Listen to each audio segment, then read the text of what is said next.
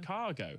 And it raised a few eyebrows from a few people, because a few people just were myself included, were very surprised just at the level of indulgence. Bourgeois indulgence. Yes, that goes on in these companies. Now, this woman works for LinkedIn, and I'll tell you a little bit more about her in a moment after we watch this clip. Today was one of those days where you leave for work at 7 a.m. and you don't get back until past midnight. I left for work early for a 9 a.m. meeting that was conveniently canceled right beforehand. But luckily I got to the lobby and there were these eucalyptus towels waiting for me, which is really nice, and some fresh orange water, which I of course took before taking the elevator up to the office. I grabbed some breakfast, normal oatmeal and chia seed pudding, and we finally got LinkedIn mugs in the office, which I'm so excited about, and prepped some LinkedIn content.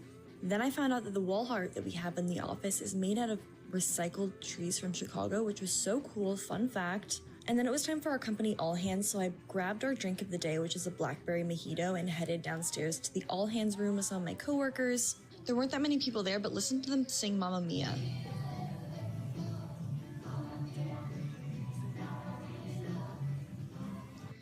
Anyways, we love that song. We grabbed some lunch because we were starving after that. There was this cool little dish, and I grabbed a chai latte before heading to work. Watched some of my coworkers play ping pong, and then tried out our new quiet room, which is a really nice area to just like relax and unplug from work. Then it was time to buckle down. I had to get certified in our new marketing lab certification on LinkedIn, so I did that and just like sat in our focus area for a while. I grabbed a snack after I was hungry, and then I finished off the rest of my work before getting an email announcing the next team that I'll be joining through my BLP program. It was really exciting news. I'm going to be joining a marketing team. What work? Yeah.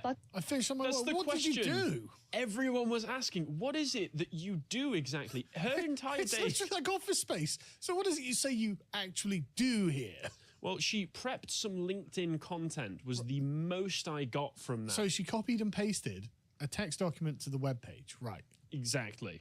Well, the thing is that is her full day of work. That's not the end of the video itself, because the What rest a of it... stress-free life she leads. I know. She was saying, oh, it's one of those days where you wake up really early and then you get back after midnight. Do you know what she did with the rest of her day after that in the video? She didn't go out drinking, did she? She did go out drinking with all of her friends. What stress, what difficulty. The fact that she's like, oh yeah, the first thing that happened was the meeting I was in got cancelled, so I don't have to do that. Then I sit around, do a little bit of... So what did she do for that hour, you know? Yeah.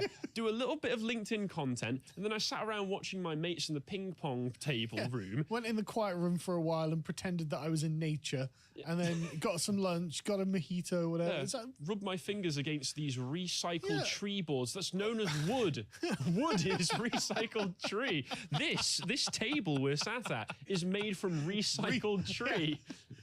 Where did you find it, Carl? Incredible. Oh my God, this recycled sand you've got on it as well is absolutely fantastic. She's getting free snacks and towels. Meetings apparently are just optional in attendance, because she went to that meeting, which just seemed to be people singing Mamma Mia. Yeah, and like, what was that meeting about? How was that a necessary part of the day? The interesting is, I've kind of... I'm not going to, expose anyone, but I've kind of worked in a job similar to this before, not quite as, highbrow and fancy as LinkedIn, to the point where they can just give you free orange water and towels that you can wipe yourself with when you come in, because apparently just, I don't know, getting around Chicago... Must be gross, yeah. Getting around Chicago would get me in a sweat as well, actually, just from the nerves. Going around any corner. But yeah, it's very strange, but I've worked in a similar kind of job before, where most of your work that you do each day is kind of pretending to do work, and then you just take meeting after meeting after meeting. So even if you have work to do, the first half of your day will be filled up with 3 meetings, which take up 4 hours, making it very difficult to actually get anything done with any real efficiency. But then the work that you're doing is so... labour-free in the first place. That hard to identify as work. Yeah, that you barely have to do anything in the first place. But just to say, not everyone who works in tech is going to lead a lifestyle exactly like this, where it's going to be as easy. But this does not set a fantastic example. And I looked into this, right, because I went through her TikTok, and I've got a few videos to play, but I found some relevant information for that. She's in a business leadership marketing program at LinkedIn. And she is an intern. Would you like to guess how much she earns an hour? I want to say $25 an hour. actually 24, so very, Right. very close. Okay. $24 That's quite an a hour lot, for that. Except she gets bonuses and comprehensive packages for this internship, which bump up her annual salary a bit. Go on, give her annual salary a go. You can guess. I don't know, $60,000. 70. God damn it. $70,000 to do that. To do what? Exactly. What do you do around here? I will say, being that she's in marketing, this might be a stealth campaign to try and encourage people to move to Chicago and start working at LinkedIn, because honestly, that seems like the easiest job imaginable. Yeah. But at the same time, the rest of her TikTok is filled with, oh, if you want to get into the sort of job that I've done, you need to have this qualification, you need to have done this degree, you need to go have gone through all of these. So it's not going to be, and plus she says that her page is not affiliated with LinkedIn. Well, yeah, it's a private page. Yeah, it's a private page. So it might be a stealth marketing campaign just to throw off that criticism first of all. But at the same time, this is absolutely how these people's days go. And there's this other one where her only work in this one is to supervise a film shoot behind the scenes, which, having done that sort of thing in the past, means you sit there and every so often someone turns to you and goes, is it looking all right? And you go, yeah, it's looking fine to me. And that's the work. And then the rest of her day is spent going on a marketing dinner with people. And I understand, hard on life, isn't it? I understand that networking and forming business relationships is part of the daily grind for this. But like you said, it's hardly hard work. And then there's this next one that I found where she's talking about the spirit of well-being, where LinkedIn just gives everyone a day off each month for their mental well-being, because apparently the job is so stressful and so difficult. My mental well-being, I just feel under so much pressure. Yeah, I don't actually think that, like, certain businesses that probably will be ridiculously stressful probably would be nice to give their employees a day off, maybe randomly once a month, just to let them relax and unwind a little bit. This is not that job. This is not the job that needs that. This is... There's something about this that is, I mean, everything about her life is artificial, right? Like, it's all curated. It's, you know, the glass and steel buildings, the curated park that she goes around, little ducks, all of the brands, the fashion, it just feels like the last days of empire, right? It really does. These are the sort of the perfect ones from the Mouse Utopia, who are living just before the complete collapse. That's all I'm seeing here. Oh, no, and I do have some comments on that I'll get to towards the end, which I think will elaborate on it and sort of agree with you broadly there. But the next one that I got up was this one where she's talking about this work trip to the LinkedIn headquarters. And just play this clip. Buckle up, because this week I went to LinkedIn's headquarters in Sunnyvale, California. This is my first ever work trip, and I was here for an offsite with my team. So I checked into my hotel and looked at the rooms. This hotel was so nice. They even have Dyson hair dryers, and not gonna lie, it almost slipped into my suitcase. So after unpacking, I got ready pretty fast for our first dinner. This was the welcome event, and we got to meet everyone on my team in person for the first time. We all got a personalized goodie bag filled with swag like a team sweatshirt and random fidget stuff to use throughout the meeting this week. And this cute little mug. And I posted about the hotel on my Instagram story, and when I came home, I had the cutest handwritten note left for me and a little mini Theragun, which I used, of course, because my legs were so sore. You just get free stuff. You already get paid a ridiculous amount with benefits. Oh, my legs were so sore. Yeah, sure they were. From all that sitting down, you know everything about sore legs. I mean, honestly, and it's very strange to me that it was at this work meeting to the LinkedIn headquarters, the first time that she's meeting all of her team members in person. That just seems like a really weird disconnect to me. That's fine. That makes sense. But I'm just looking at these. Essentially, these people are like domestic pets.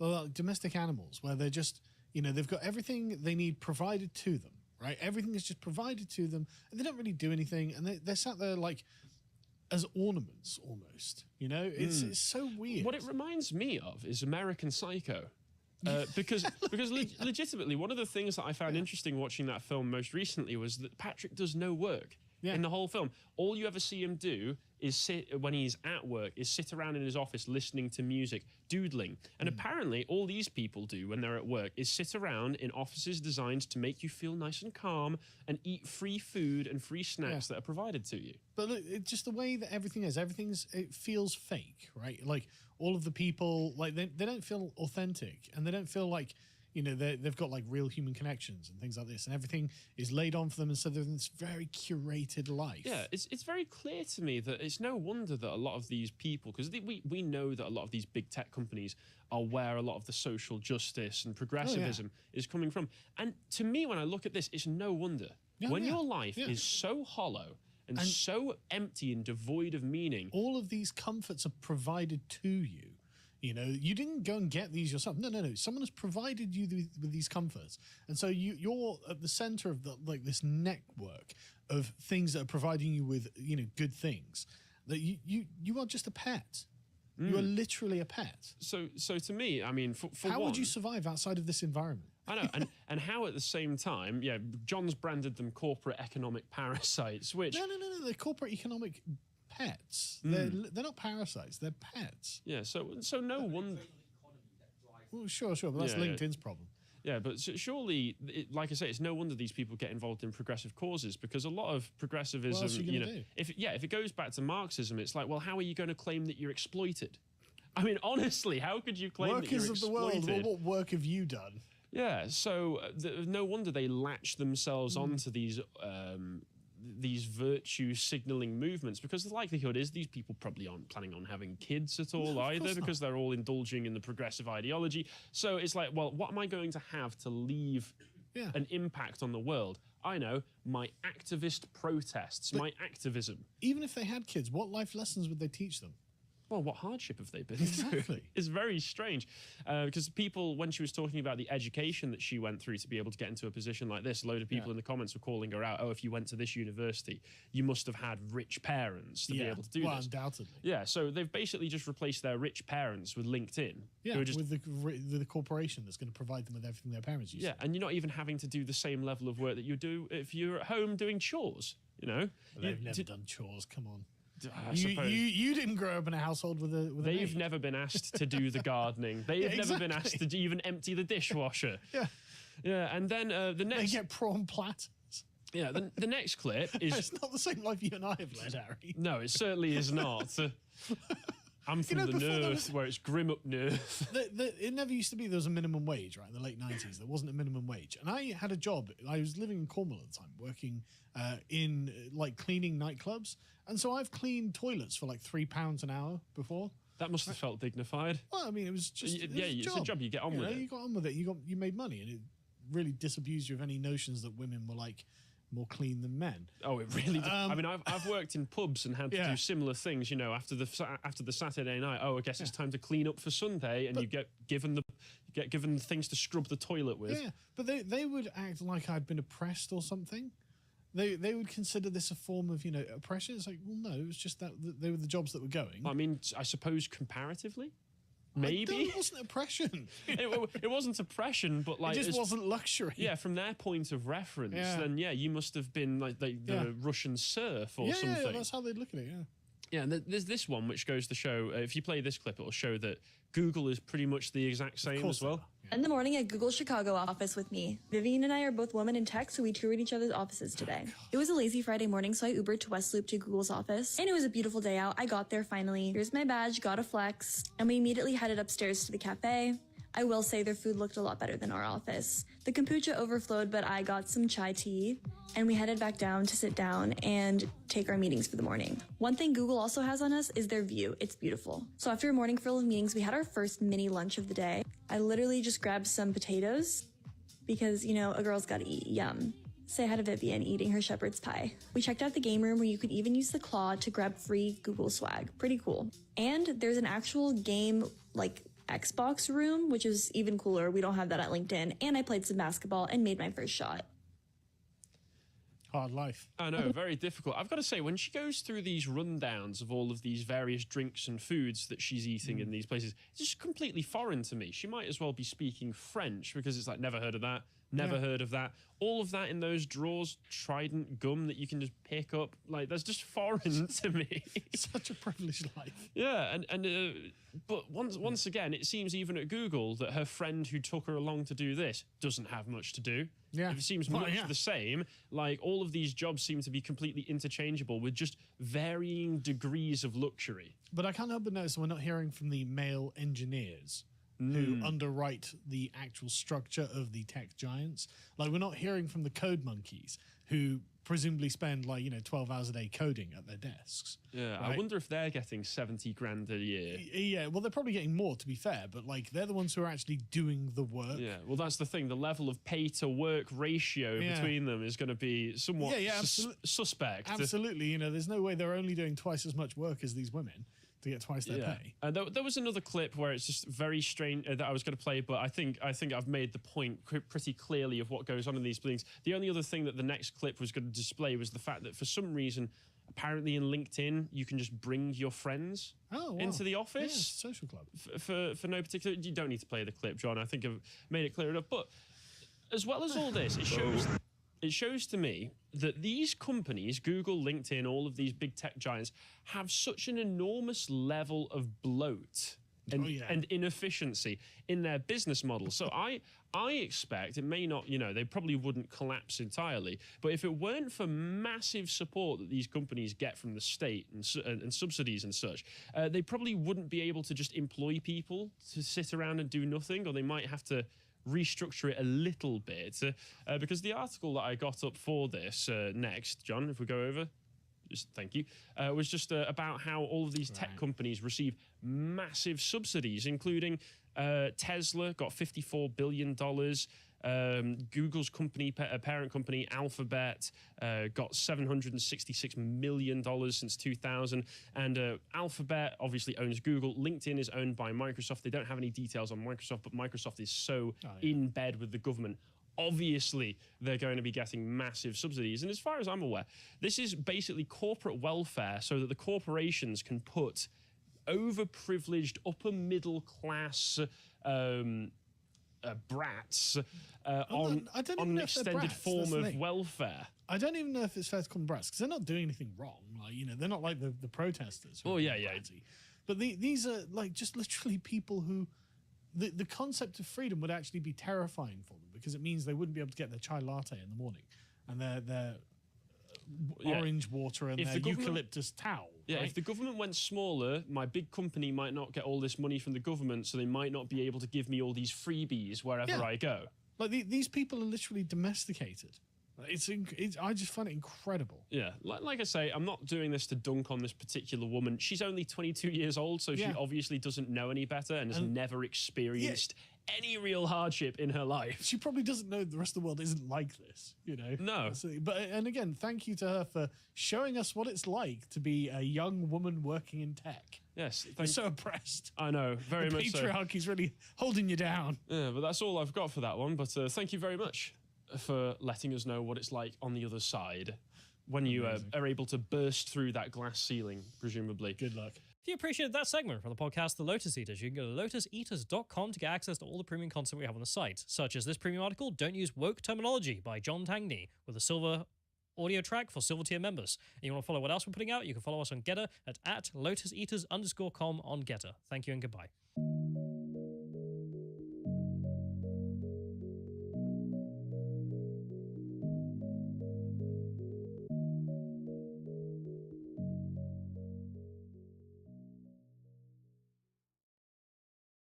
I think that some people are deliberately trying to completely clear the cultural landscape of our past in order to say there's nothing good, nothing you can hold on to, no one you should revere. You've got no heroes. The whole thing comes down. Who's left standing? Oh, we've also got this idea from the 20th century still about Marxism.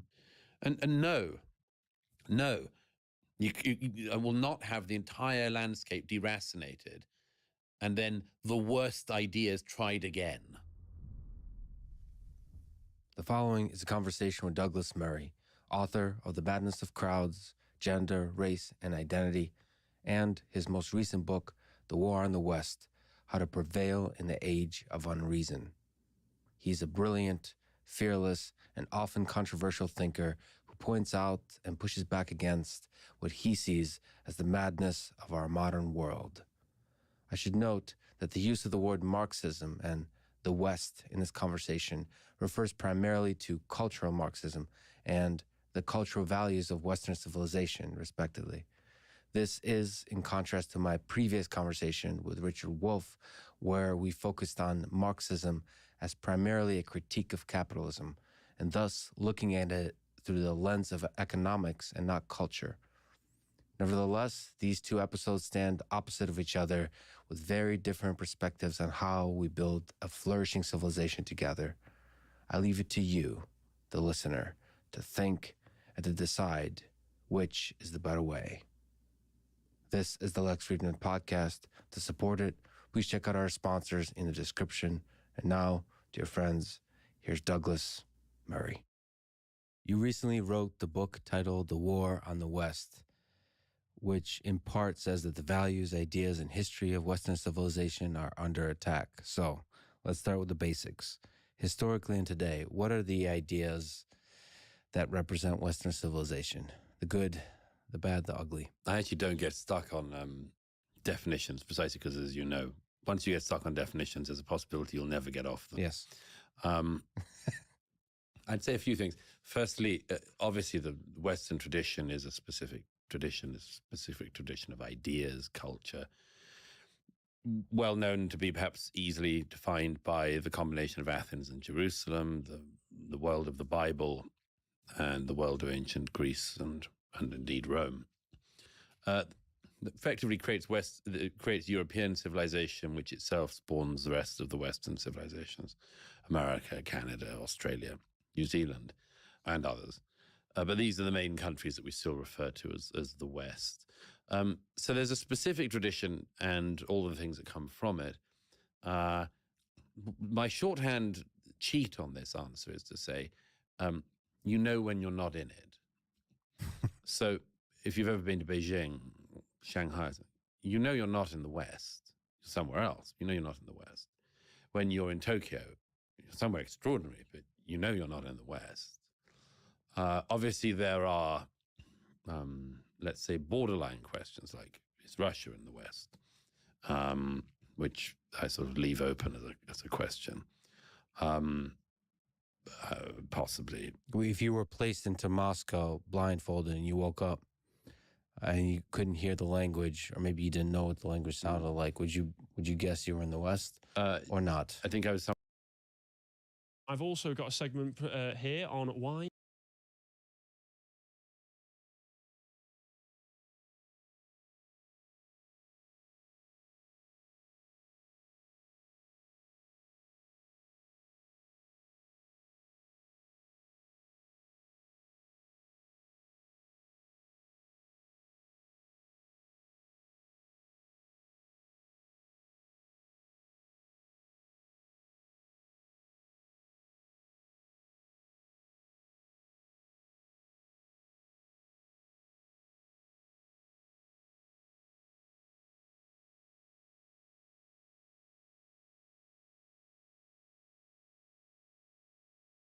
let's look at the oncoming wave of detransitioners, because it will happen. It will happen, I think, sooner than any of us are expecting, because I was expecting maybe 10 to 15 years, but it's already starting to come out. These stories are starting to become more public and easily accessible to the mainstream. And there are some that have actually gone viral on Twitter that we'll look at. Before we go into any of that, though, there is a recent article for us from Connor Tomlinson that's on the website. It's premium. If you've got a silver membership, you can check out the audio track where he's talking about the academic assault on English literature. And I do think the academic sphere is assaulting a lot of things in modern life, not just academic literature, but also a lot of stuff that's coming out just in social spheres as well, because I see a lot of this whole intellectualizing around trans issues is coming from the academic space, and I don't think there's really much of an argument against that. Anyway, but moving back onto something that we touched on in that last segment, we mentioned that the NHS has quietly removed the word women from its menopause page, because not every woman it's not only women that get menopause. It's God, you absolute bigot. And they say in the Daily Mail, NHS ditched the term women and woman from its menopause guidance, despite ministers promising to crack down on woke gender-free language in medical advice. And once again, ministers proving that they are all bark and no bite, because they never actually do anything. Well, specifically Sajid Javid as well. I think this is like the fifth time or something. He's given a speech where he says we must crack down on wokery in the NHS. It's just like, well, I can waiting. Do we see both of his hands when he's making these speeches, or he's got one behind his back with his fingers crossed? We must stop them, I swear. Oh dear, oh God. Yeah, last month the NHS Digital revealed that they'd quietly scrubbed all mention of women from its landing pages for ovarian, womb and cervical cancer as well. Do you know they're trying to remove women? Yes, Posey. Yes, they really are. I mean, I'm sure that prostate cancer will still have reference to men for now. Actually, that's a good point. Double check that for me. Jamie, bring that up. And the move was condemned by Health Secretary Sajid Javid, who said common sense and the right language should be used to give people the best possible care. And given that he keeps saying this stuff and nothing ever actually gets done in the direction that he's saying, he's either lying to the public and behind it, or just completely flaccid and neutered as far as public officials come, for getting the job done that he wants to get done. So I don't see why I would trust anybody in the UK government to do anything that they say at this point. I know we're getting that British Bill of Rights relatively soon, but I don't necessarily know if I trust them to be able to pass something like that in the way that would be necessary here. But anyway, let's just double check it and we can see the page itself. This was post May 24th to 27th, because that seems to be when they actually did change the page. If you scroll down, you can see menopause is when your periods stop due to lower hormone. This usually happens between the ages of 45 and 55. Can sometimes happen naturally. No mention of women anywhere on this page. Go to the next one. And this is May 24th. In the very first sentence, the menopause is when a woman stops having periods and is no longer able to get pregnant naturally. And this sort of stuff is actually relatively important, because not being able to define which sex it's happening to, like the menopause on a biological basis of, yes, this happens to women. Did you know knowledge is important in medicine? I know. Who would have thought? But it really does make the issue quite confusing for people. If someone's, nowadays, if you're 13 years old and you're a girl and you're going through all of these changes and you want to know what you can expect going into the future, you might drop on the menopause page on the NHS website and think, oh, it must happen to boys as well. Just to answer your question, prostate cancer does have mentions of the word men. So. Oh my goodness. So at least young boys are getting appropriate warning of what might happen to them in the future. And of course, we've got, because it's been Pride Month, we've had every single company bowing down to the regime to let them know that, yes, they do have the correct opinions. And this is the most recent thing that came out, which was Halifax, the bank, tweeted out pronouns matter, hashtag it's a people thing, with this image of Gemma, she, her, hers. And I'm sure if we were able to get a zoomed out image, I would be able to have told you what her pronouns are without needing them specified on the name badge. And also the whole point of the name badge is I now know your name. I can refer to you by name if I so choose. I'd rather not. It's How often do you actually use someone's name if they got a name badge, like in a bank or a restaurant? I don't say their name. I don't use pronouns. I speak in very short, cut-off sentences to say, can I get this, please? I just want to deposit this money. Can I have Thank you. Yeah. I don't need to say Gemma at any point. Yeah, exactly. But but apparently this is important, and some people pushed back against this. In the next one, if you scroll up here, we can see that somebody was talking to them. It does nothing of the sort, There's no ambiguity about the name Gemma. Obviously, it's a woman I'm talking to. And then Halifax just responds, saying pronouns matter, but apparently customers don't matter, because they say we strive for inclusion, equality, and quite simply in doing what's right. If you disagree with our values, you're welcome to close your account. This is not going to win loyalty with customers. If you disagree with us politically, just piss off. I mean, it's a daring business tactic. I mean, we joked about it yesterday. It was just like, for inclusion, we'll exclude you. That is what it always is. And, of course, we need to take a look at the Harwood hot take, because the man is a bad take machine. I don't understand why. How would you do the Tom Harwood voice? I don't understand why anyone would be annoyed by people voluntarily adding their pronouns to name badges or email signatures. This sounds like he's like hungover, to be honest. This is also my H Bomber guy voice. Sometimes it's genuinely useful. No, it's not, Tom. Unless the person that you're talking to is an obvious ideologue, in which case they typically have visual indicators that light up like a neon sign from a mile away. They've got the nose piercings, they've got the multicoloured hair, they're probably wearing dungarees in the middle of summer like some kind of farmyard hick. You can pretty much guarantee if you run into someone on the street or in a shop that this middle-aged, obvious woman is a woman. To be fair, I do agree with him in one aspect, though. Oh yeah. sometimes it is genuinely useful. I mean, whenever you get an email or business card with someone with pronouns on it, asking if you'd like to pay money to them, it's just like, no, you're retarded, and then you move on. I mean, I don't know if you've had that experience. You just got to give this business card or something. That's like, no, I won't do business with you. Actually, that's the thing. It's why I trust you with my money. This is my answer to why anyone would be annoyed by people adding their pronouns to these things, which is it's a display of political partisanship. But also just intellectually lazy or weak, because no normal person would do this as well. Well, that's the thing. But that display of political partisanship, it's why people get so annoyed and make the argument, oh, pronouns in bio isn't a real argument. Yes, it is. Because from the very fact that you are feeling the necessity to put your pronouns in your bio tells me a lot about the rest of your opinions on reality and your probably your general personality in general. And it's very interesting that it is the display of political partisanship that I can deduce so much purely from whether you feel the need to display your pronouns publicly or not. And it also just pretends like we can't tell. Like it's the whole, like, who are you going to believe, the badge or your own lying eyes? So that's why people would get a little bit annoyed. Tom, not that you'll listen. And then we've got Disney using trans iconography in this new advertisement for the Baymax show, which I'm sure will be on Disney+. This is all just part of their not-so-secret gay agenda. Let's just play the clip so you can get a measure of this. Excuse me, which of these products would you recommend? Oh, well, these are the tampons I usually use. Thank you. Now, I prefer pads. Wally. They're It's more gonna be very comfortable for me. difficult, Thank okay? you. I always get the ones with wings. Thank you. Get unscented and bleach-free if you can. Thank See, you. Wally? My daughter loves these. Thank you. These might be easier if it's her first period. Thank These you. are really environmentally friendly.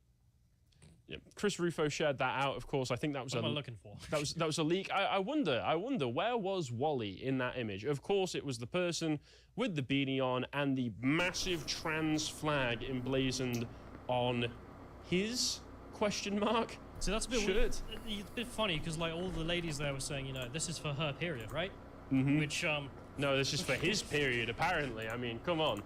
I know my girlfriend, when we're in an argument, will occasionally accuse me of being on period if I'm getting particularly flustered about something. But I've never felt the need to go out and shop for it, just in case, you know? No, I just to be honest, I don't know why Chris is upset about this. It's kind of based because all the women in the shop are like, yeah, this is for women. Like, not playing into the nonsense at all. Well, yeah, but the point is it's supposed to be trying to normalize this whole idea, and plus they are explicitly showing the trans flag on the shirt. Has It is quite insidious, and I'm pretty sure, actually, that Disney have used that same character model before in different shows, or at least one that looks very, very similar, to denote just this is a man. So it's actually providing kids not only with here's the political partisanship for you, it's also distorting their view on what a trans man would actually look like. I mean, I'm sure people might disagree a little bit more if they threw in Elliot Page. It might display a different kind of character to trans men as they actually are in real life mostly. I don't know because I'm not familiar with the show, but I just I actually find it funny. I don't know why people are picking up on the fact that the women are just like, yeah, these are for your daughter. Yeah, these work great for my daughter. And it's like, yeah, the women, not anything else. Which presumably the animator who's putting in that trans flag doesn't agree with. Would agree with the NHS version of life. Well, potentially, but once again, I think the whole idea is yes, it's for women, but also these women have identified themselves and their daughters as women, therefore we can trust because they, being women, know what a woman is, but also you can't judge because a trans man could also be looking for tampons for their period, which is true, but also like That's weird. obviously a woman. Yeah, there's obviously a woman. But anyway, and now that we've taken a look at some of that stuff, let's take a look at what, if you bring the Twitter back up, some of the D-trans stories that have been going around on Twitter recently. Now, this one came out on June 13th. I'm saying it like it's a box office, like a premiere of a film. But this person, Tulip R, I believe, is a person who transitioned from male to female and then has detransitioned. And he is a moderator for the D-trans Reddit, D-trans subreddit. So he's very sympathetic to those people, and he's been through it himself. And he posted this thread, and shockingly enough, it got about 40,000 likes, like we can see. And I do find it interesting because normally Twitter tries to censor these things. But it seems that people cottoned onto this one before Twitter got the chance to censor, because I did see some tweets from people, including Tulip, whose real name is Richie. I'll just refer to him as Richie. Richie was pointing out and calling out that Twitter did sort of try and hide this thread from people, but calling Twitter out seems to have got them to pull back on that. And he also got mass hate from the online trans community from this, because of course he did. And I'm going to read a little bit of this, and apologies, because these sorts of stories are always pretty harrowing and are always pretty nasty to listen to. So apologies if this is upsetting to anybody, but I think it's important to know about what's going on here. So he says, I want to tell everyone what they took from us, what irreversible really means, and what that reality looks like for us, meaning the detransitioners.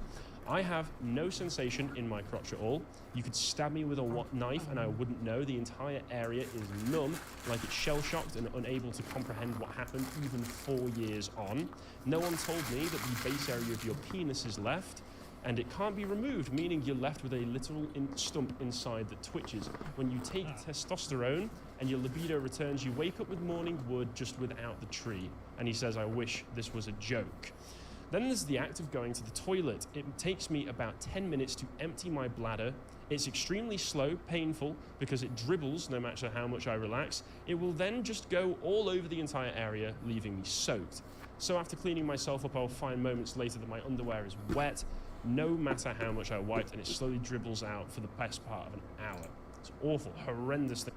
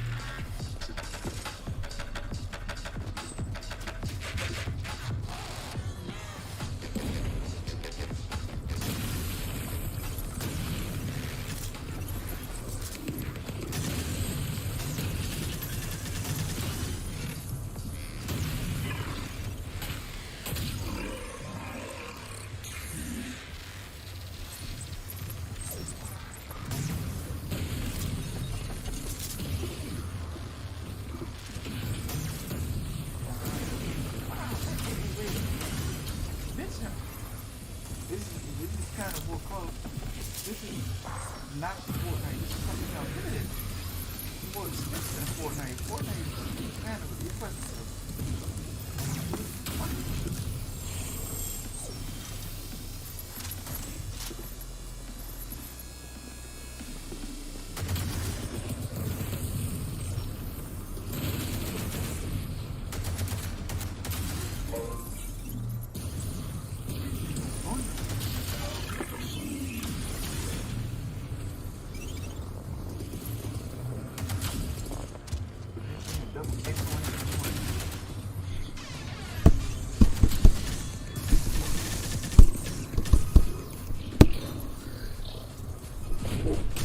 Is it double ickling?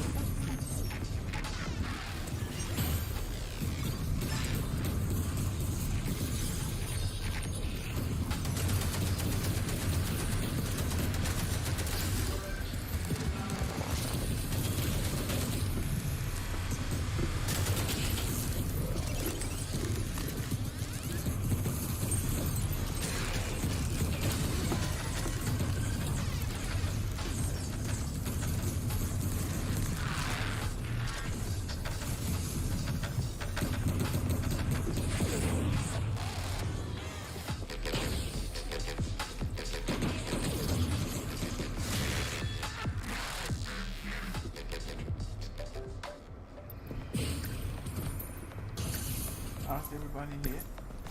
This here still needs, let's see. This is Cora. This is Brian. These are OCs right here. This is Pedro, OCs. And this is Cora. This is Brian. And this is Love. Someone give me another character. It is somebody.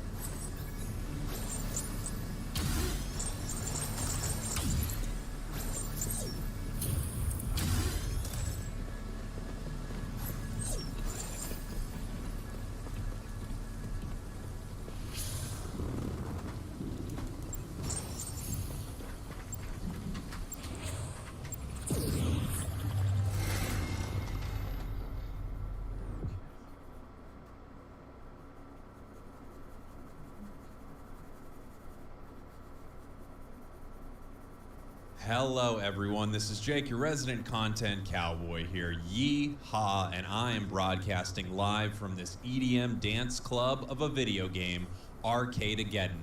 I'm going to be bringing you some tips that I think are great for newer players, and hopefully some things that help you if you're way, way better than I am. This, of course, is one of my classic tips for beginners and cool people's video. I hope you enjoy it. My first tip is, as long as you can do this, I think you should do this, you need to take a quest before you go into a run. I know that won't be possible forever, at least I'm assuming. I haven't burned through all the quests in the game. But you meet these NPCs in your hub environment, and they will give you a challenge to bring into a run with you. Boy, maybe I should talk about runs first. I'll talk about runs here in a second. But you want to talk to one of these NPCs, take the quest from them, and try, if you can, to complete all the objectives of that quest in one run. If you want to switch to another quest line with a different NPC, you can do that and you won't lose the progress you made on a different NPC's quest line. Right here, you watch me, I decide to switch my quest to Skedaddle's quest line, and I now can use these challenges inside my run. If I'd like, I can go back to my previous quest giver, accept their challenge, and I will still have the completed quests that I have completed. Now, quests are either completed or not completed in a single run. So as you can see, I need to get 50 kills at long distance for this run. If I get 49 kills and then I die, I get no progress. It's either you complete the objective or you do not. So something to keep in mind. I would recommend trying to complete all the objectives in one run. My second tip is just about the overall structure of this game. It is a run-based roguelike game. So every time you head into the game of this outside of your hub world, you are on a run. What that means is everything you find inside that run goes away once it's done. You get tickets for completing it. You can complete quests and get experience that gives you cosmetics and things like that outside of this particular run. But everything you get in that run, every gun, all of it, it goes away. So I guess my tip here is just to understand how a game like this functions. You don't need to keep any of that rocket launcher ammo for the next run. It won't be there with you. My next tip is a Tom Holland, meaning it's short and sweet. Is he short? He feels short. Anyway, to look at your quests that you are trying to complete, or your challenges as this game calls them, just press in on the middle pad and you can pull them up at any time in your run. You can see your progress on them, and you can even see if what you're doing is triggering them. I wanted to know if a certain distance I was killing people at counted as long distance. So there you go. That's a little Tom Holland tip. My next tip is about guns, guns, and more guns. Guns are kind of everything inside your run. Well, that's not true. There are hacks. There are lots of things that are important. But boy, are guns important. You have 3 slots for weapons. When you start, you just start with 2 weapons, and once you pick up a 3rd, it automatically fills that 3rd slot.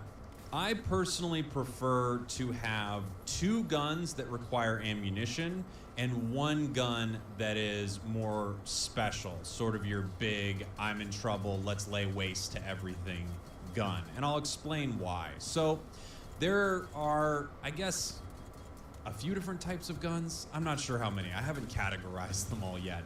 But for the purposes of what I'm talking about right now, there are 2 types. There are guns that you can pick up ammunition for, and guns you cannot pick up ammunition for. So my middle slot that you're seeing in this video right now is an Incinerator. It's a really great close-range flamethrower that just does insane amounts of damage. I really, really like it. There are a few guns in this game that I'm already sort of really warming up to. Huh?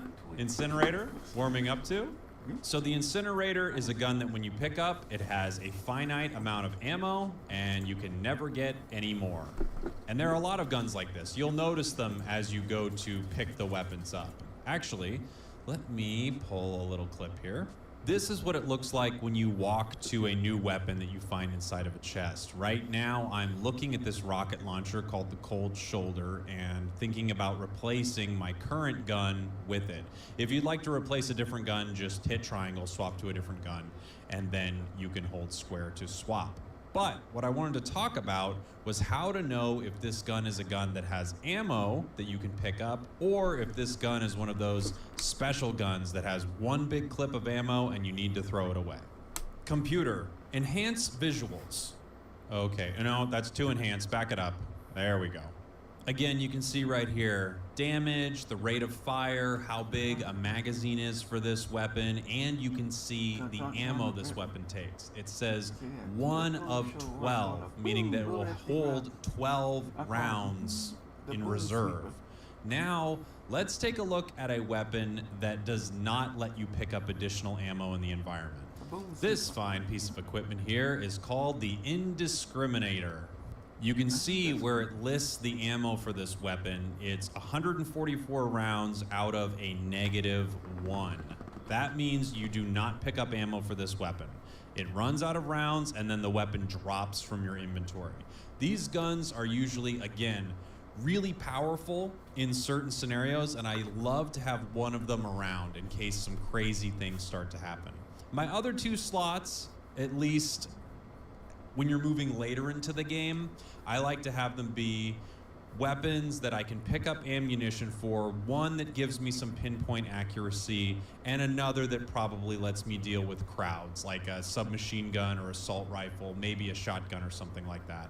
For my next tip, let's talk about melee weapons, or melee weapon, really. It's your bat, and you can pick up a better bat throughout the environment. I really like the bat early on. When the game gets harder and harder and the difficulty level starts to go up by choice or just by going through levels, I find that melee weapons become less and less useful because you really don't want to be engaged with enemies right next to you.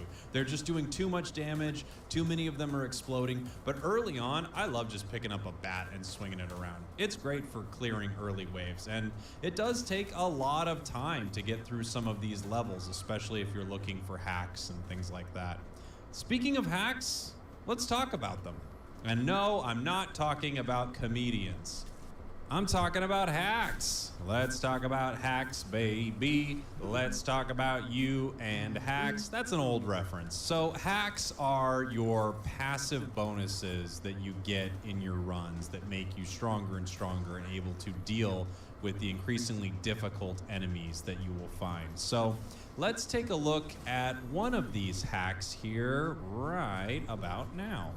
Hacks are often found in chests, but I also think it's important to mention that you find them in crates, which we'll talk about in a moment. But they look like this right here. They look like these little Nintendo DS cartridges or floppy disks, and they give you a passive bonus throughout your entire run. Now, again, you lose them once your run is over. Here's me picking up another one, found in a crate.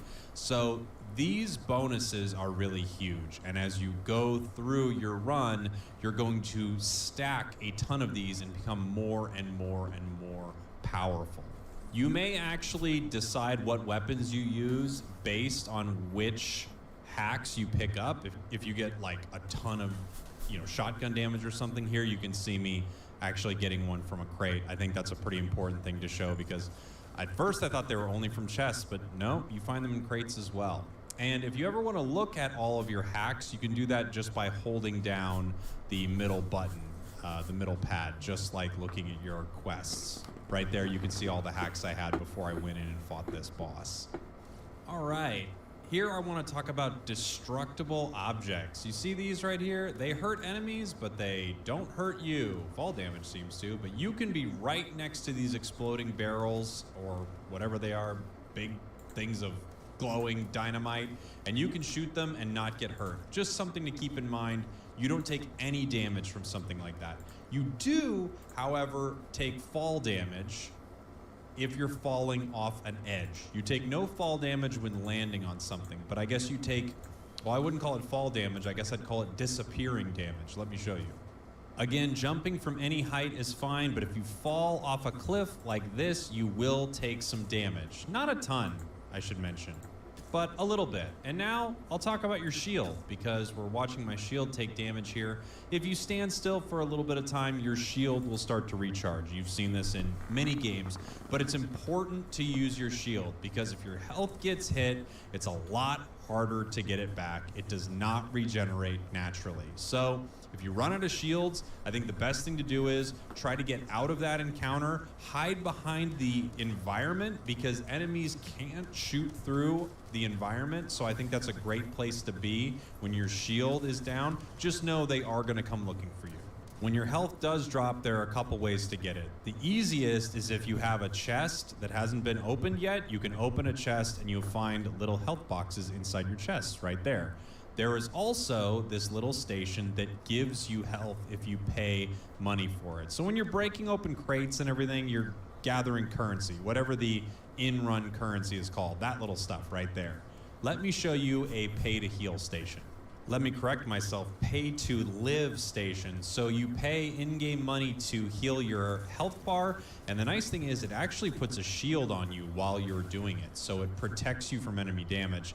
This was from a later moment in my run that got particularly crazy. I had to use that pay-to-heal station or I was going to die. And I died anyway. So what happens when you die, you might ask? Well, you know, that's one of those big questions in life, isn't it? What are we here for? What are we doing? What's oh, you mean in this game? Well, when you die, if you're playing multiplayer, there's a possibility that an ally will pick you up. If you're playing single player, your only option is to end your run or use a continue. I've found that you get these continues from boss fights. Not every time, I don't believe at least, because I've beaten the boss more than continues I have. But that's where I have found continues. And that will just take you back to the most recent checkpoint area or little safe space. I know that term has a bad connotation, but in this, it literally just means the area where you're safe. Speaking of this little safe area, let's take a look at it here. So this is what you'll come to at many points in the level. They usually have some crates for you to open up here where you can get credits that you can use. You have this area here where you can swap powers. We haven't talked about that, swapping your surges. We have a little shop where you can buy different weapons. I often don't use this because I find what I need in my runs, but there are things here that can be pretty useful if there's a gun you just really need. You can also fill your ammo. You find ammo inside of crates, so I don't find that particularly useful, but perhaps you really want to pick up one of these guns because you just need that assault rifle. So you buy it. But in general, I don't spend too much money here at the shop. There's a pay-to-live station, which I've talked about a little earlier, that just gives you some health. I prefer to wait until a moment where you actually need it in combat, but hey, that's just me. To each his own. Here we have the devilish machine where you increase the difficulty. Then we have this guy. And you might be thinking, hey, this guy doesn't work. And it does, but it works when you're playing multiplayer. You can play PvP little mini games against people you're playing with. It's actually pretty fun, and you get a hack for playing them. And this increases the difficulty if you pay for it. So it makes the enemies stronger, have more health, more elite enemies come at you. All the terrible things. While you're going through your runs, this is a new tip, by the way, new tip alert. While you're going through your runs, you're going to be encountering these objectives that you have to complete from time to time. You see them over on the right of your screen there. Computer, enhance. And they tell you what you basically need to do. Yes, enhance computer, enhance, larger. Great job, computer. So you need to complete those objectives, and you'll see markers for them in the environment. This one, I need to destroy these floating objects. One of the reasons I love something with pinpoint accuracy is you can just take one shot at these things and get rid of them from across the map. I find that very useful. Let's now talk about bosses. So you need to complete objectives to move on, but a way to also complete a level is once your objectives are done and your boss meter is full, you can fight a boss. So where is your boss meter, you might ask? Computer, enhance. How many times am I gonna do this? I'm gonna do it. This might be the last time. Computer, enhance. Right up here at the top of your HUD, this little meter here fills. It gets bigger and bigger and bigger with the more enemies you kill. And once it gets full, this indicator, boss fight ready, pops up on the screen. So you get enough score and then you're able to fight the boss. How do you fight the boss? Let me show you. Somewhere in the level, you will find one of these. And all you need to do is shoot it a couple times and you can enter the warp hole and start a boss fight. Now, this is completely optional. You don't need to do this. It is beneficial to do so, however, and I don't find the boss to be too terribly difficult. I've actually only seen the one boss. Maybe there are others and I just keep happening upon this one. But it's this big walker thing, looks like something out of Final Fantasy VII. And basically, if you just take your time and avoid its shots, you'll do just fine. You can hit its weak point right there. Almost every enemy has a weak point. That's a little bonus tip for you. Bonus tip. Almost every enemy has a weak point. I think every enemy has a weak point. And this guy's weak point is that little panel right there. It's usually pretty obvious what's weak. Something's head or some glowing part of them. Anyway, you just avoid this boss for a little while, shoot its weak point, and you should make it out of there okay. If it manages to hit you with some fire or something, just wait until your shield recharges and then you're good to go. You do get more tickets at the end of your run for beating bosses, and you also get this nifty boss chest that's going to pop out soon. By the way, I just love this little pea shooter gun. Look how much damage it does on weak points. It does increased critical damage. So I just find this thing to be so good. And here is that boss chest. They're great. You get multiple hacks from it, tons of coins, tons of different gun options. I find fighting the bosses to be very useful. And as you can see, it awarded me with a continue token. Fighting bosses, I'm all for it, baby. This next one's gonna be short and sweet. We'll call it a Pikachu tip. Look for chests. They're all over. They give you better weapons, more hacks. I'm sure you know this by looking at them, but I mean, it's a glowing golden chest. It's beautiful. Open it up, get everything good inside. You need it. You just need it. I just realized I was about to finish my video and I haven't even talked about surge abilities. So there are a bunch of different surge abilities you unlock by leveling your character in this game. You start with the fireball ability, which is very, very good. It's just a straight line shot, a huge ball of fire that pretty much decimates everything in its path. It's really, really great. So my recommendation is to use it often. The reason is you get your ability pretty quickly. It regens quick, and here's how it regens.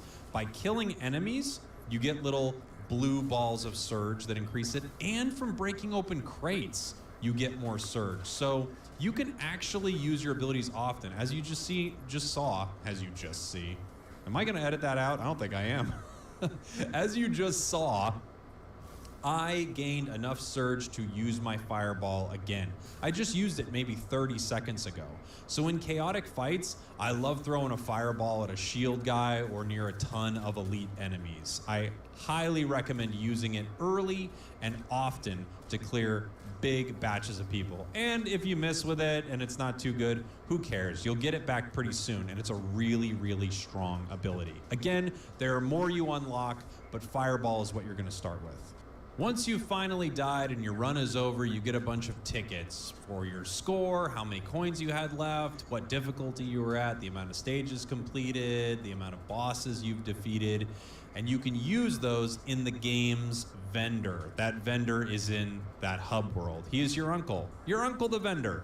I personally am not super crazy about buying different skins for your guns or your character, but that's what you can do with your tickets. There's some cool stuff in here, I guess. Again, it's not really for me. You also get cosmetic items from completing your quests, and I will show you that right now. Just return to the person who originally gave you the quest. Again, I like trying to do all pieces of the quest inside of one mission. You get a ton of experience for it, and you get the cosmetics from that exact character. So that's how you look exactly like this person in the hub world. Obviously right now I look just like her, but I can go out and I can look like this guy if I complete all of his quests. And boy, you know what? There's more to say about this game. I hope a lot of these tips have helped though. I've been talking for a long time and I hope you found something useful here. I really, really do. So let me know if any of this helped you in the comments or if there's anything you're still confused about. If you found this helpful, a like, a comment, or a subscribe, it means a lot to me. So thank you all so much. I love you, I love you, I love you. Arcade, get it on. Computer, turn off. Bye.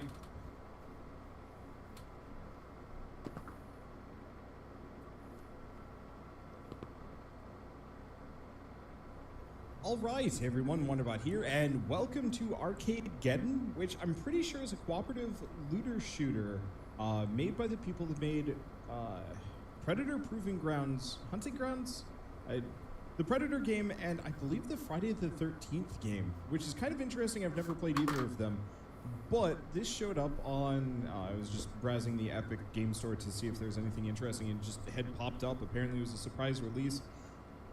In conjunction with the PlayStation State of Play, whatever showcase that they had today, and they were just like, yeah, Arcadegeddon's out in early access. So we're just gonna dive right in. It looks really stylish. Major props for the neon. Dang. Super City, the futuristic metropolitan home of, well, everything. A bustling hub of culture, commerce, and class warfare. Sitting pretty at the top of the food chain is your classic evil mega corporation, Fun Co., aka the Man. A bunch of soulless leeches draining the arcade industry dry. Still, there are some who resist. I want that game so bad.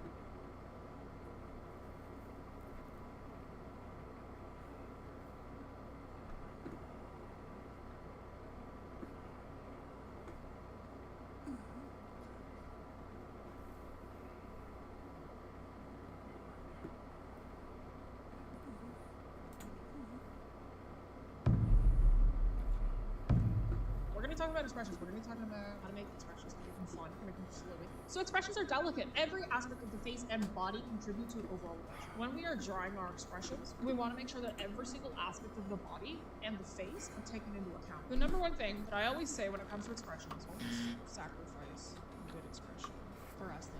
When we work with expressions, we want to make sure that we are keeping our faces nice and fluid. A lot of the times, a lot of newer artists or artists who are a bit more hesitant to work with, you know, quote unquote uglier, uglier expressions, you know, sadness, anger, two of the big ones. Oftentimes they reel them back to make the character still keep their aesthetic of looking good. This makes the expression too stiff. You see this a lot with newer anime artists. But yes, it tends to make the expression stiff, like really, really stiff. And what I mean by that is like they don't want to furrow the eyebrows as much. They don't want to add wrinkle lines in the face. They don't want to add so on and so forth. Not adding those in kills an expression. It really does. So don't sacrifice a good expression for aesthetics. So we're going to be talking about how you move around the different portions of the face. Because as long as you know how to move around the face, you're golden. This is like the really, really basic stuff. If you're working with expressions, this is like the baseline, what you should be worrying about. So in my opinion, this portion of the face is 100% the most important part. It's your eyebrows. Eyebrows are one of the most expressive parts of the face. And it's also one of the most delicate.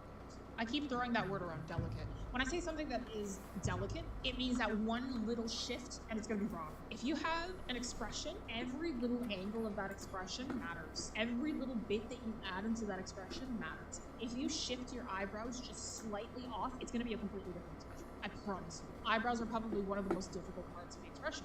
Because you can angle them, you can change them, you can do whatever, but if it's angled slightly wrong, that expression is going to change instantly. But eyebrows, you can like furrow, you can raise them, you can like have them at odds with each other, you can have one raised, so on and so forth. Eyebrows are very, very expressive. There's another reason why they're really expressive is because eyebrows kind of tend to move on their own. It's a thing that a lot of the times like people's eyebrows will raise slightly. It's a very instinctual thing that our bodies do. And that's why eyebrows are one of the most expressive portions of the body. You can have your eyes, you can keep your eyes kind of stiff, but you'll notice that people's eyebrows will twitch. Your eyes! See, your eyes are also really delicate. When you're drawing your eyes, one thing that I actually see a lot of people mess up, which is something that you wouldn't think you would mess up on, but it's very, very common, is line of sight. Sometimes your eyes just are not looking in the correct direction, so please double check that when you are drawing your eyes in. You want to double check your line of sight, make sure that they're looking in the same direction, or in the proper direction, at the very least. face. Pupil size, sometimes just adding in a pupil or taking It's them down. away does a lot. Iris size, so your pupil is the black dot, your iris is the colored portion, right? Sometimes your iris is also just as small as the pupil, sometimes the iris gets really big, again, mostly a cartoonist thing. Eyelids, you know, are they half-lidded? Are you squinting? Are your eyes wide open? Eyelids do a lot. Eyes themselves, tough to get right. And they are obviously best in combination with eyebrows. So usually if your eyebrows are doing an expression, your eyes should be matching it. The nose. Nose is a weird one. Nose is not as delicate, but helps enhance expressions greatly. Your nose will control facial wrinkles. Space girls, coordinates, and nose also just does general expression with the nostrils. So noses are not as delicate compared to the eyebrows and eyes. You don't have muscles where you can like really move the nose back and forth. It's like whatever. It's kind of stuck there. But your nose is what helps the area around your nose. And like if you kind of scrunch your nose up, your nose will control different areas on your face that will assist in enhancing the face. The nose is something that a lot of people who don't really work with expressions a lot ignore because artists don't like drawing in laugh lines. Your laugh lines are these. Those are really important for expressions. Obviously, don't draw them as long as this if your character is not that old, but you're gonna have a little bit of them for disgust, for maybe extreme happiness, for some sadness. You're gonna have a little bit of that in there.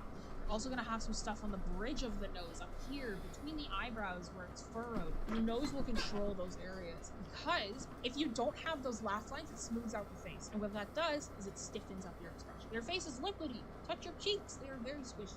So we want to make sure that we keep in that squish of the face. So the nose is not as delicate, but it is really good for helping push your expressions. Then you have the mouth. So your mouth is considered your quote-unquote basic source of expression. Your mouth, you know, when they say you're happy, the corners pop up. When you're sad, the corners of your mouth pop down. Right, that kind of jazz. The mouth is like the easiest thing to read. That's why it's considered like the quote-unquote most basic source of expression. It's somewhat delicate. It's not as delicate as eyebrows or eyes, I think. It is delicate still, especially if you're more delicate with your expressions. Like you want a really certain amount of pushing with your expression. If the corners of your mouth are drawn just slightly off, it's going to change that expression, so on and so forth. The mouth has a wide range, right? You can do a lot with the mouth. You can make the mouth get really small. You can make the mouth get really big. You can change up how the mouth is placed on the face a little bit, depending on how much of a cartoonist you are. Don't be afraid to stretch and wrinkle. The exact same thing with the nose, but the mouth is a bit more crucial. So with the mouth, again, a lot of the times you'll see people like, oh, I'm gonna draw the mouth really wide open. And then they like, you know, they have the mouth really wide open, but there's no wrinkles on the side of the mouth. There's no effect to the nose. They didn't drop the jaw. That's another one. If your mouth is super open, the shape of your head is gonna change. If we are making the mouth really, really wide, we want to make sure that we are dropping that jaw down, making the shape of the head different. Because remember that our jaw is like on a hinge. It's at the back near our ears. You'll see this a lot with more restrained emotions. If you have like a character who's meant to be a bit cuter, you have their mouth open. And it's like a little nose there, and you keep the mouth just kind of like that. That's cool. That's great, right? They're not really changing the shape of the head, not really doing much. It works. Like this is good, like if they're just generally kind of yelling. If you want to push that, first of all, drop the jaw. Really put it at the edges of the mouth. You can even kind of extend how the jaw's drawn. Show the teeth. Teeth are really, really important. Back of the throat. Add some laugh lines there. Of the nose. Wrinkle a little bit here. If you'd like to support the channel and the creation of free arts education, become a member on Patreon. I'm gonna have a little bit under the eyes. Really push those eyebrows out.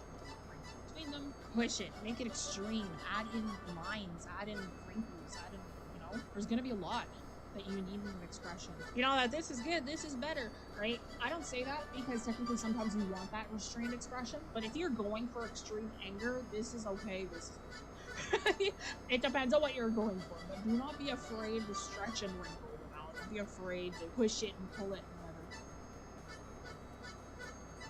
The face is really, really important. Every single aspect of the face works together. This is like a restrained push. So don't be afraid to stretch and wrinkle. I know we want to keep our characters beautiful, but if we have somebody who's going crazy, going unhinged, we don't want them to be beautiful. When you go kind of insane, you're not going to be pretty. If you're like sobbing, you're not going to be pretty, man. Like that's just not how it's going to work. So you want to kind of uglify that face a bit. I know it's tough, it's rough, right? We love our attractive characters, and so do I, but I love making attractive characters cry. So don't be afraid to stretch and wrinkle. What we want to keep in mind, as a whole, all aspects of the face work together. One area will affect the others. So let's demonstrate that. We're going to do a pushed expression, because pushed expressions are the ones that people tend to have the most issues with. This really basic face shape. There's a lot that I could do with different facial expressions, but it depends on how I'm looking. Don't forget the wrinkles around the eyes. Furrow those eyebrows. Really point them. By the way, when you're drawing anger, if you have an eye, this is how nice and delicate the eyebrows are. This is anger, right? Kind of turned down. If you just kind of carefully lift the corner of this eyebrow up a little bit, this is a little bit more pained. So the more you turn up this corner, the more pain the expression is, right? So if you have it turned up a little bit, that's pain. If you have it turned mostly down, that's just clipping. That's how delicate they are. Confusion is also a very delicate expression. Again, everything when it comes to expressions is delicate. We gotta be really careful. Because right now we're going to do something a bit angrier. Don't forget your teeth. Lots of people are afraid of teeth. Don't be afraid of teeth. Teeth are what really help expressions. Anger is considered an umbrella term. Every expression underneath it depends on how you want to express it and how you want to show it, and you're gonna have to use a lot of references. Yeah, the more specific you get with expressions, the harder it is because it's gonna be to find a reference. So really what you're gonna have to do is you're gonna have to memorize how to move around each aspect of the face, and then you're gonna have to figure that out for yourself. It's a lot of that. It's annoying and it's rough, but that's literally how it goes. You can even do this and kind of marking it down, really stress out the neck a bit. So let's say we've got this expression, right? We've got something a little bit angry. We're gonna play with it. So this expression, eyebrows downturned, right? This person's shouting. They're doing a lot right now. They're kind of a little bit angry. So you can change just a little thing. Let's change the eyebrows. That's always the thing that I have to change. I just kind of upturn them a little bit. Again, the anguish. Now this one kind of feels a little bit more like they're crying out for help, right? This one feels like they're cussing somebody out. This one looks like they're like, oh no, kind of deal. Just with a slight shift